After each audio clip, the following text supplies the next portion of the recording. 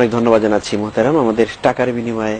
জি, আসলে আমাদের সমাজে এই একটা প্রশ্ন আমি অনেক আগে সৌদি আরবে থাকতে, সৌদি আরবে আরব নিউজ নামে একটা ইংরেজি পত্রিকা আছে, এটা প্রতি সোম এবং শুক্রবারে ইসলাম ইন পার্সপেক্টিভ এই একটা বড় পাতা ছিল। এটা ইসলামিক বিষয়ে অনেক প্রশ্ন উত্তর হতো। আর ওই সময়ে, এটা বলছি প্রায় 20 বছর 16 বছর আগে কথা, ওই সময়ে বাংলাদেশ, পাকিস্তান, ইন্ডিয়া যারা এক্সপ্যাট্রিয়েট সৌদি আরব অবস্থান করেন, তারাই এই আরব নিউজ পত্রিকাটা তাদের খুব জনপ্রিয় ছিল এবং এই ইসলাম সম্পর্কে জানার আগ্রহ, তখন তো টিভি চ্যানেলগুলো এইভাবে ছিল না, অনেকে প্রশ্ন করতেন। তা আমি এটা নিয়মিতই পড়তাম। এক ভাই ওইরকম আমাদের সাবকন্টিনেন্টারি প্রশ্ন যে এই ওয়াজ করেন, টাকা নেওয়া যাবে কিনা। সৌদি সেই আলেম, অবশ্য খুব বড় আলেম, তিনি ইংরেজি এবং ইসলামী জ্ঞানে খুব বড় আলেম, উনি প্রশ্নটা বলছেন যে অদ্ভুত ব্যাপার, এই প্রশ্নটা আমরা যারা শিক্ষকতা করি পয়সা নিই, বই লেখি পয়সা নিই, ওকালতি করি পয়সা নিই, বই যখন লেখি রয়্যালটি নেবো, এটা জায়েজ হবে না, শিক্ষকতা করলে পয়সা নেওয়া যায়, এই চিন্তাটা আসলো কেন? আল্লাহর জন্য কাজ করলে পয়সা নেওয়া যাবে না, আর পয়সা নেওয়ার সাথে ইখলাসের কন্ট্রাডিকশন আছে, এই চিন্তা কেন আসলো?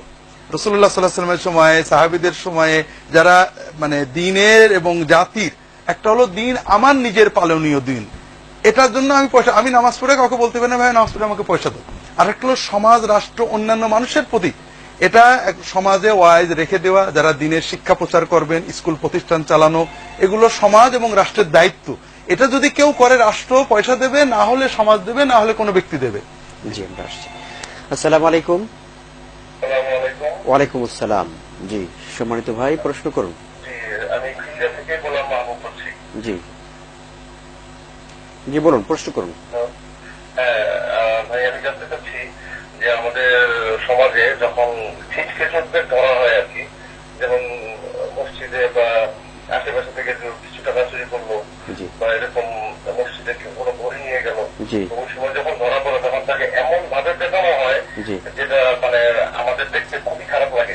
তো এটা কি ইসলাম মানে কিভাবে এটাকে মূল্যায়ন, নির্মম ভাবে তাদেরকে যে মানে পেটানো হয়, এটা কি ঠিক কিনা? জি জি, দেখা যায় যে আমার জি, আমরা বুঝতে পেরেছি সম্মানিত ভাই, বুঝতে পেরেছি। আমরা ইনশাল্লাহ আমরা জবাব জানবো। আজকের আয়োজনে আপনাদের প্রশ্নের জবাব দিচ্ছেন মুহতারাম প্রফেসর ডক্টর খন্দকার আব্দুল্লাহ জাহাঙ্গীর। মুহতারাম, আমরা বিরতির আগে একটি প্রশ্ন পেয়েছিলাম, সেটার আংশিক উত্তর আমরা শুনেছি, বাকিটা আশা করছি আপনার কাছ থেকে, যে টাকার বিনিময়ে ওয়াজ করা যাবে কিনা। যে দায়িত্ব আমার নিজের উপর ফরজ নয়, কোরআন শেখা আমার দায়িত্ব, আপনাকে কোরআন শেখানো আমার জন্য ফরজ নয়। আপনি কোরআন শিখবেন, আমাকে বললেন কোরআন শিখিয়ে দেন, আমি যদি নিজের খরচে নিজে বাড়িতে যে শিখাই, আলহামদুলিল্লাহ, এটা বেশি সওয়াব হবে। কিন্তু আমি যদি বলি আপনার বাড়িতে যে কোরআন শেখাবো বা আপনার ছেলে মেয়েকে কোরআন শেখাবো, আমাকে এত টাকা দিতে হবে, ভাই আমার তো সময় নষ্ট হবে, সময়ের মূল্য দিতে হবে, তাহলে এটা আমার জন্য অবৈধ নয়। আর আমি যদি চিন্তা করি আমি এই সময়টা ব্যবসা করতাম অথবা অন্য পেশায় যেতাম, তার চেয়ে একটা মানুষকে কোরআন শেখায়, আমার রুজিও হলো, কিন্তু কোরআনেরও প্রসার হলো, তাহলে আমার ইখলাস এবং সওয়াব আমি পাবো। কাজেই টাকার বিনিময়ে কোরআন, রাসূলুল্লাহ সাল্লাল্লাহু আলাইহি ওয়াসাল্লাম কোরআন শেখানোর বিনিময়ে বিবাহ করতে বলেছেন। স্ত্রীর মোহর শোধ হবে কোরআন শেখানোর বিনিময়ে। এটা কাজে কোরআন শেখানোর বিনিময়ে গ্রহণ করা যাবে না, বা অর্থাৎ যে কোনো ব্যক্তিকে যদি শরীয়তসম্মত কোনো বিষয়ে সহযোগিতা করা হয়, এজন্য আমি পারিশ্রমিক চাইতে পারি, নিলে গোনা হবে না। তো বিনা পারিশ্রমিকে যদি করি, আমার সব বেশি হতে পারে।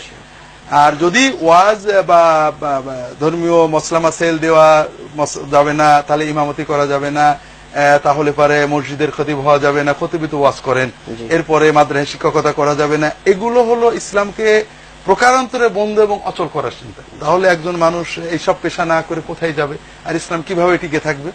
তবে যদি কেউ নিজের খরচে কিছু কাজ করেন, আবার বেতন নিয়ে কিছু করেন, এটা ভালো। আল্লাহ তাআলা সবাইকে তৌফিক